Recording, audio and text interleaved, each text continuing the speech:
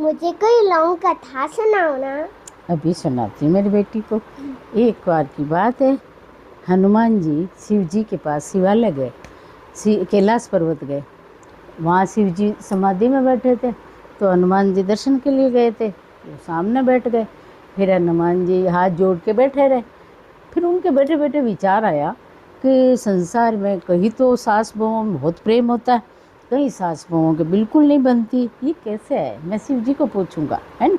तो जैसे शिव जी समाधि टूटती है उनको पूछता है, शिव जी को प्रणाम करते हैं हनुमान जी, है ना। फिर कहते हैं कि भाई मैंने संसार में देखा कहीं तो सास बहू माँ बेटी की तरह, शिव जी। माँ बेटी की तरह रहते हैं, कहीं उनके झगड़े बहुत होते हैं। ऐसा क्यों है, ये क्या रिश्ता है सास बहू का, मुझे समझाओ, है ना। तो शिव जी ने कहा मैं एक तुम्हें कथा सुनाता हूँ, वो सबको ही सुनना चाहिए, एक कहानी है, उससे तेरे के समझ में आएगा, है ना। तो एक गांव था, उसमें एक लड़की थी, अच्छा परिवार था, रंजना नाम था। और वो बड़े सादगी से रहते थे, गरीब थे, लेकिन संस्कार अच्छे दिए उन्होंने बच्ची को। तो भाई ससुराल ही घर होता है अपना, वापस नहीं आते हैं, उसको अपना ही घर समझते हैं, उन सबको अपना समझते हैं, तो उसको अच्छे संस्कार मिल गए थे। उधर एक गांव के पास एक लड़का था, उसका नाम था अरुण। वो माँ बेटे थे, तो वो अच्छा नौकरी में था, तो उसकी शादी उसके साथ करा देते हैं। अब वो हंसी खुशी शादी होके जाती है। उनके जब मेहमान रहते हैं तब तक तो वो बहुत ध्यान रखती है, और जो ही मेहमान जाते हैं, और मेहमान जाते ही वो उसको बड़ा दुख देने लग जाती है। कभी कहती है झाड़ू निकाल, कभी कहती है पोछे कर, कभी कहती है रोटी बना, कभी कहती है अभी तक उठी नहीं, यूँ करके खूब उसको डांट डपट करती है ना। एक साथ 5-5 काम, 3-3 काम बढ़ा देती है। वो बेचारी बहुत दुखी हो जाती है।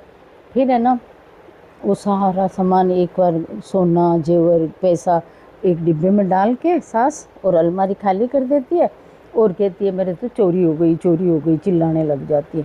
तो लोग आ जाते हैं, क्या हुआ क्या हुआ, क्या मेरे चोरी हो गई, कि तेरे घर पे कौन आया था, कि मेरे घर पे कोई नहीं आया, मेरे घर पे तो ये बहू ही थी। तो बहू की पेटी देखते, बहू की पेटी में एक छोटी सी भगवान की किताब होती है, भगवान की तस्वीर होती है, और साड़ी होती है, और कुछ भी नहीं होता है। तो कहते हैं ये चालाक है, इसने कहीं छिपाई है। तो फिर वह लोग तो चले जाते हैं। फिर उसका बेटा आता है, बेटा आते ही देखता है, वो कहता माँ कहती तो सच होगा, है ना। वो मानता नहीं है औरत की बात।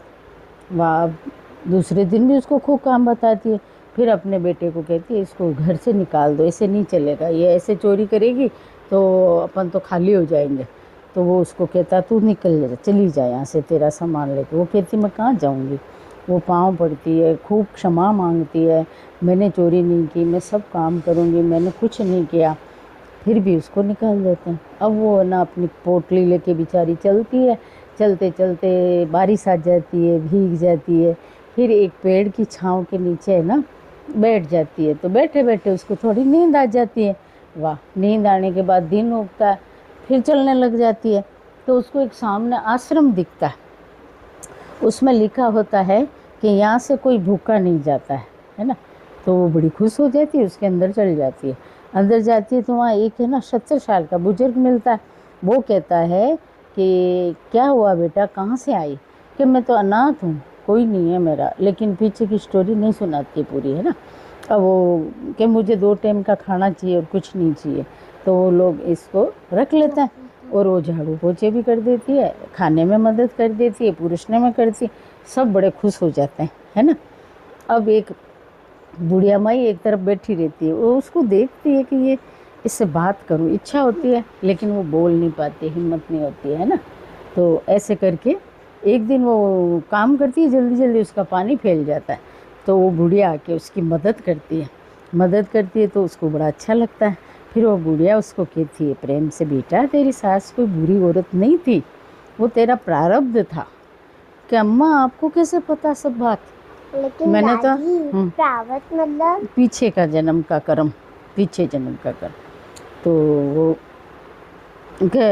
आपको कैसे पता, कि मैं सब जानती हूँ, मेरे पास एक पुस्तक है उसमें सब कुछ होता है, इसलिए मैं जानती हूँ। तो मेरा प्रारब्ध आपको पता है, मेरे पिछले कर्म, कि हाँ उस पुस्तक में है, तो कल आना। अब वो उस दिन खूब काम कर लेती है, आराम से सो जाती है, फिर सुबह फटाफट उठ के फिर उनके पास जाती है बुढ़िया के कमरे में। वो कमरा बंद कर लेती है, उसको बिठा देती है, अपनी पुस्तक लेती है, फिर एक घड़े के अंदर है ना, बर्तन के अंदर गंगा जल डालती है, तुलसी डालती है, और उसमें उसको कहती है तू देख। तो गंगा जल में देखती है ना, तो उसमें एक बहुत बड़ा महल दिखता है, और महल में एक स्त्री दिखती है जो बहुत गुस्सेल खड़ी रहती है, और एक सिमटी सी बहू खड़ी रहती है, और नौकर चाकर होते हैं। तो वो पूछती ये कौन है इतनी गुस्सेल? कि ये तू खुद है, ये आप हो, और ये जो सिमटी सी खड़ी है ये आपकी सास है। पिछले जन्म में आपने इसको बहुत दुख दिए, इसलिए शरीर चेंज होता है, कर्म चेंज नहीं होते हैं। कर्म तो भोगने ही पड़ते हैं, कर्म अपना पीछा कर लेते हैं। तो वो दौड़ी दौड़ी वो उनका सबको माफ़ कर देती है मन में, कि मैंने पिछले जन्म में इतने बुरे कर्म किए, उनके साथ इतना बुरा किया, तो उसके मन में घृणा होती है ना सास के प्रति, वो ख़त्म हो जाती है। फिर वो सोचती है अब कभी मैं चली जाऊंगी, वो आएंगे तो वो उधर वो बेटा उसका पति होता है ना, उसका बिजनेस कम चलने लग जाता है, ठप हो जाता है, और उधर वो सास बीमार हो जाती है बिस्तर पे। फिर उसको बड़ी बहू की याद आती है कि कैसे मैं उसको भूखी रखती थी, मैं कैसे उसको दुख देती थी। बेटे को कहती है मुझे उसकी बहुत याद आ रही है, अपन चलें उसको ढूंढने चलें। तो वो ढूंढने निकल जाते हैं, ढूंढने निकल आश्रम में झाड़ू निकालते, वो मिल जाती है। तो उसके बेटे को बड़ा दुख होता है, क्या देखो ये आश्रम में झाड़ू निकाल रही है बेचारी। फिर उसको जाते ही वो सबके धोख देती है और गले मिल जाती है सास बहू, और बड़ी खुश होती है। उसको कहते हैं तू चल हमारे साथ, तो उसके घृणा तो मिट जाती है, क्यों वो प्रारब्ध देख लेती है कि भाई पिछले जन्म के कर्म थे। तो वो उनके साथ राजी राजी जाती है और अच्छे तरह से रहने लगते हैं। तो बेटे के भी कमाई अच्छी हो जाती है, वो भी सारी रजना को पूछ के करता है, और माँ भी ठीक हो जाती है, और माँ बेटी का अच्छा प्रेम हो जाता है।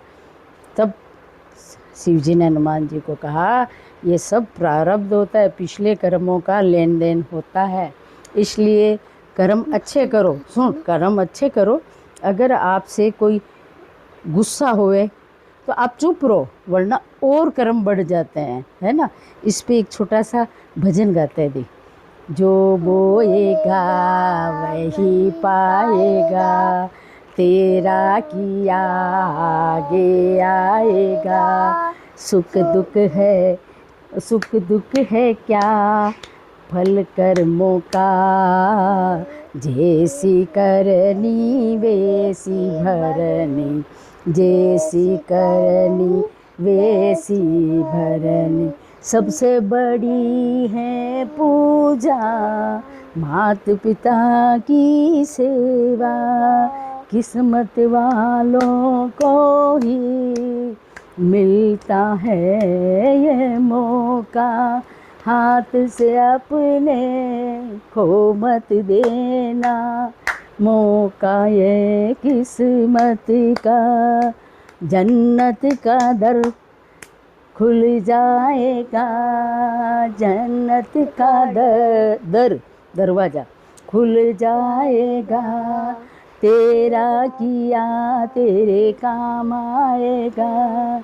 सुख दुख है क्या फल कर्मों का, जैसी करनी वैसी भरनी। दादी बाय।